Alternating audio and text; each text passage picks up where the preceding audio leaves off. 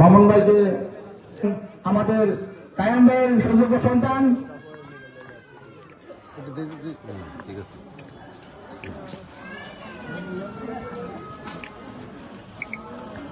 আজকে আমরা আপনাদেরকে হুইল চেয়ার যদি বিতরণ করি, এই হুইল চেয়ার গুলা ব্যবহার করার জন্য আমাদের দেশে সুযোগ ব্যবস্থা করা নাই।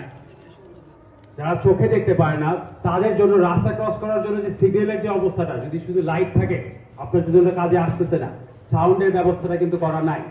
যারা চোখে দেখতে পারে না বা কানে শুনতে পারে না তাদের জন্য যেরকম শুনতে হবে দেখতে হবে, দুইটার ফ্যাসিলিটি আমাদের করে দিতে হবে। আপনারা কিন্তু দৈনন্দিন জীবনে এই চ্যালেঞ্জগুলো ফেস করতেছেন এবং এটা আমরা জানি। আমার বাবা এই ব্যাপারে অনুগত আছে। আমরা বিদেশে দেখে আসছি যে আমাদের প্রতিবন্ধী ভাই বোনদের জন্য অনেক রকমের ফ্যাসিলিটি করা হয়।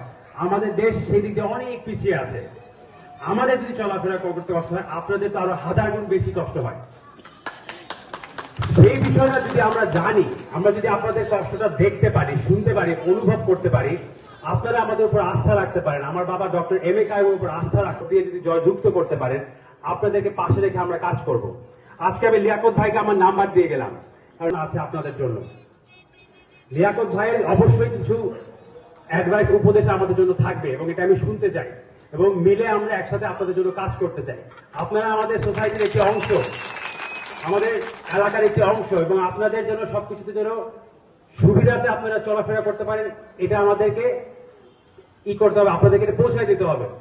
আপনারা যেন আমরা যেরকম রাস্তায় বেরোতে পারি কনফিডেন্স নিয়ে, যেন আজকে আমি এখানে ওখানে যাবো, আপনাদের যেন চিন্তা না করতে হয় যে রাস্তা ক্রস করতে গেলে কি আমার গায়ে রিক্সা এসে লাগবে, আমি কি ফুটপাথটা ইউজ করতে পারবো।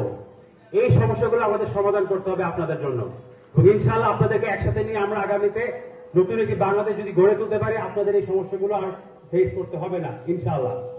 তো আমি আর বেশি করে সময় জীবনে ঠান্ডা রাতে আপনাদের কাছে অনেকক্ষণ এখানে বসায় রাখতে হয়েছে, তার জন্য আমি আবার ক্ষমা প্রার্থী আপনাদের কাছে। আশা করি যে আপনারা ভুলটা মাফ করে দেবেন এবং একসাথে আমরা মিলেমিশে কাজ করতে পারবো। তো এই জন্য আমার বাবা ডক্টর এম এ কাইম যে এই আসনে বিএনপি মনোনীত প্রার্থী, ধানের শীষের প্রার্থী, তার জন্য আপনারা দোয়া করবেন এবং একসাথে আমরা মিলেমিশে কাজ করতে পারি, সেজন্য আপনারা তাকে ভোট দিয়ে জয়যুক্ত করবেন। বাংলাদেশ জিন্দাবাদ। বিসমিল্লাহির রহমানির রহিম। আল্লাহ হাফেজ।